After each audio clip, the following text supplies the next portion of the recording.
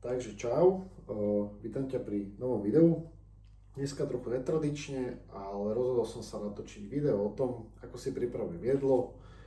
Veľa ľudí okolo mňa, aj čo cvičíme spolu a tak ďalej, sa ma pýtajú, jak si majú tie jedla chystať, že to je strašne časovo náročné a tak ďalej. Nie je a chcem vám to ukázať v tomto videu, čiže ukážem vám také moje jednoduché jedlá, ktoré si robím väčšinou každý deň, s tým, že mi to nezabere veľa času. A teraz vám vlastne ukážem suroviny, ktoré na to budeme potrebovať, takže tu ich máte.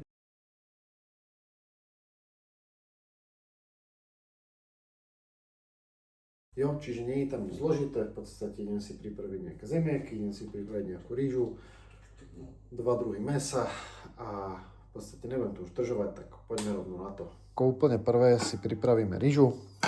To je úplne najjednoduchšie, hej. Reálne, keď máš rýžovar, nepotrebuješ nič, čiže len to potrebuješ z tejto misky dostať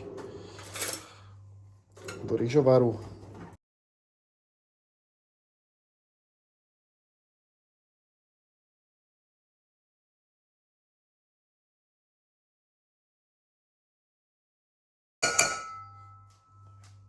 Poriadne to osolíš. Ja to mám radšej, keď to je viacej slané, čiže ja sa s tým úplne nehondím.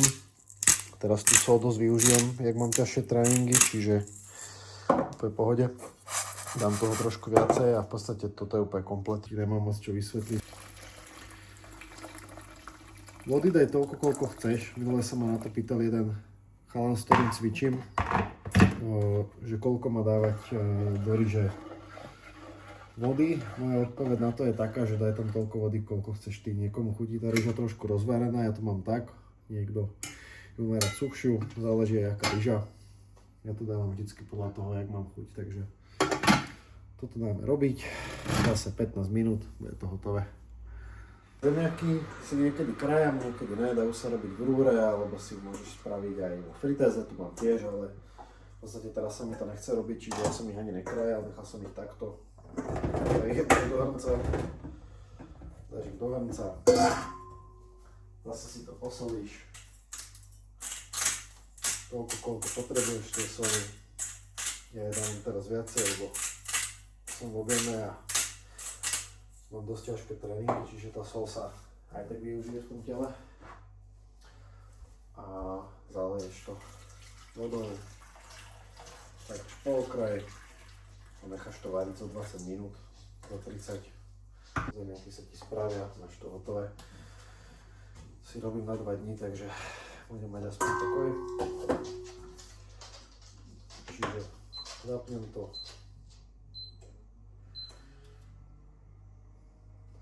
Ideme na to mäso, hovädzie mäso, to som mal v mrazáku. Rozpálime trochu panvicu, hovädzie mäso, nepotrebuješ dávať žiadny olej, lebo má v sebe dosť tuku, čiže ono sa to spraví na tom svojom tuku.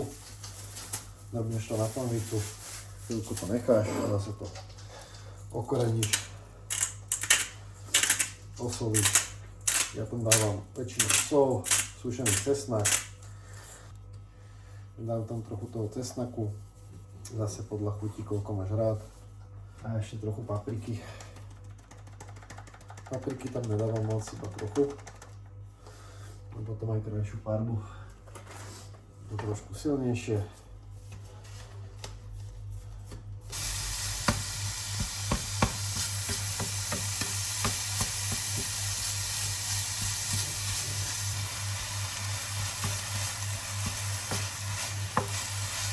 Keď máš už to mäso opečené, ja tam ešte vždycky hádžem nejakú mrazenú zeleninu, čiže dám tomu teraz mexickú zmes. Tiež si daj tak podľa chuti. Zeleninu ja nepočítam nejak do makier, vôbec neriešim. Proste je tam dám tak, aby tam bolo toho dosť, aby mi to chutilo. A zase to trochu premiešaš, trochu to osmažíš aj s tou zeleninou a potom už to len zaleješ vodou a necháš to podusiť 5-10 minút, máš hotové mäso. Si nejak takto je to ťažké. Jak som hovoril, ešte trošku podlejem vodou, čiže tam trochu vody, nemusíš dať moc.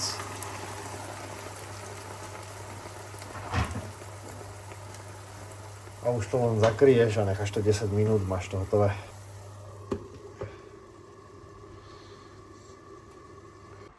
Medzičasom, jak sa mi to tu varí, tak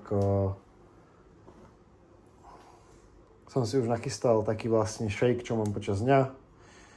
Je tam mrazené ovocie, arašidové maslo, proťák a vločky, čiže to len zalejem vodou, rozmixujem to a mám ďalšie jedlo hotové. Tento mixer je dobrá vec, stojí to pár korún, dal som za to možno 30 €, niečo také, čiže vôbec to nebolo drahé a splní to účel. Na to, na čo to potrebujem, to bohate stačí. Zase to len trochu premiešam, nech sa to tam rozmixuje. Dáš to takto.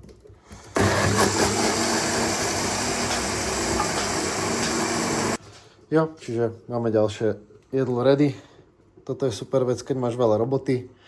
Máš to stále so sebou, môžeš to vypiť, máš tam dosť kalórií. Ideálne, keď chceš, aby ti rastli svaly.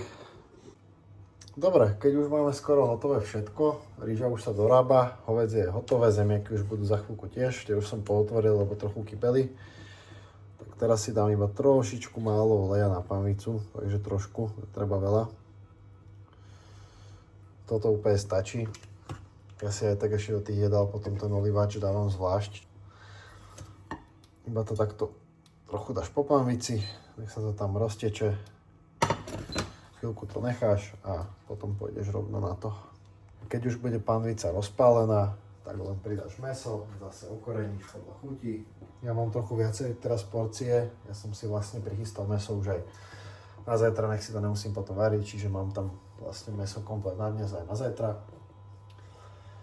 Dneska mám 400 kuracieho, zajtra mám 200, potom tam mám ešte hovädzie mäso, lososa, takže ten jedálniček som vám vlastne ukázal na začiatku. To si potom môžete pozrieť ešte, keď tak budete to tam mať. Pridáš mäso. Rovno to zobereš. Nech sa tam ten olej trošku na to mäso dá. Nech to není priskvarené. Môžeš začať koreniť, soliť. Čo tam chceš dať, tam dáš. Daj si trošku soli. To kuracie urobím dneska fakt, že jednoducho, iba ho osmažím a trochu podusím. Dám si potom k tomu kapustu. Dám tam nejaké takéto niečo pre zmenu. Zase to trochu okoreníš.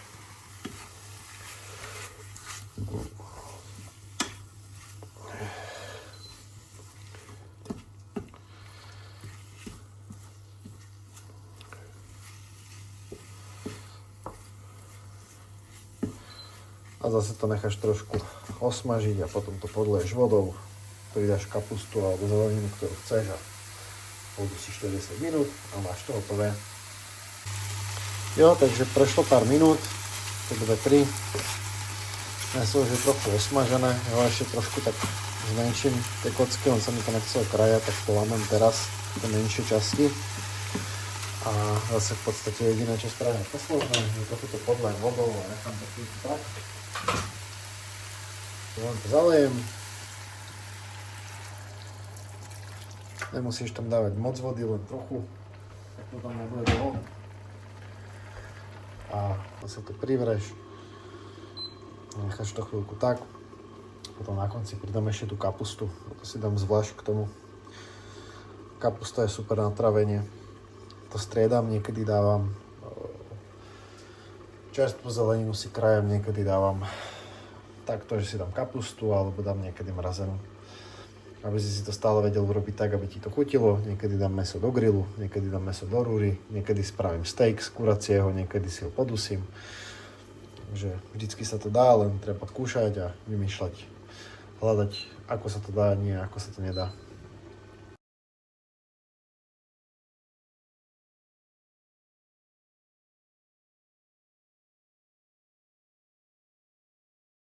Takže máme navarené jedlo. Zabralo mi to aj s natáčaním videa cirka asi 30 minút. Nič zložité. Mám tu jedlo na dneska, mám tu jedlo aj na zajtra, mám tu nejaké kaše. Jediné, čo som na videu nepripravoval, tak je vlastne tvároh s medom a s ovocím, lebo to si chystám vždycky čerstvý večer.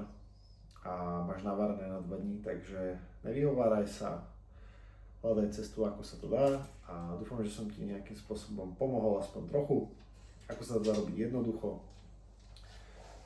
A určite nezabúdajte na tú stravu, lebo je to fakt veľmi dôležité a veľa ľudí na to zabúda. Myslí si, že keď budú cvičiť a nebudú dobre jesť, tak im budú raz svaly, ale to nie je pravda, takže číslo 1 je vždy strava. Bez tej stravy sa proste nepohneš, takže držte sa. Ďakujem za podporu, ďakujem, že to pozeráte, ďakujem, že to komentujete a vidíme sa zase pri ďalšom videu. Keď budete mať nejaký nápad, že čo by som mohol točiť nové alebo ďalšie, tak kľudne sa ozvite a budem vítať každý nápad a vidíme sa. Čaute.